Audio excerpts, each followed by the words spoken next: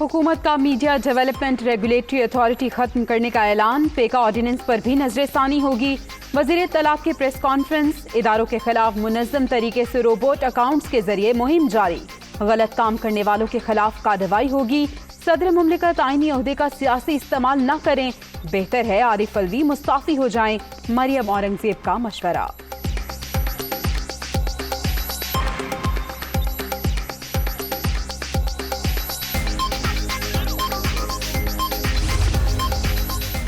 वज़ीर आज़म शहबाज शरीफ और army chief general Qamar Javed Bajwa की मुलाकात। मुल्क की सलामती की सूरत हाल पर तफसीली तबादला ख्याल।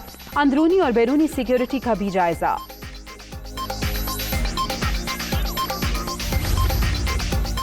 और पीपल्स पार्टी और नून लीग में डेडलॉक बरकरार। बिलावल भुट्टो तकरीब में शरीक हुए मगर हल्फ नहीं उठाया। ANP और मोहसिन दावड़ से वादा पूरा न करने पर इजहार तशवीश। BNP मेंगल भी हुकूमत से नाराज। काबीना का हिस्सा बनने से इनकार।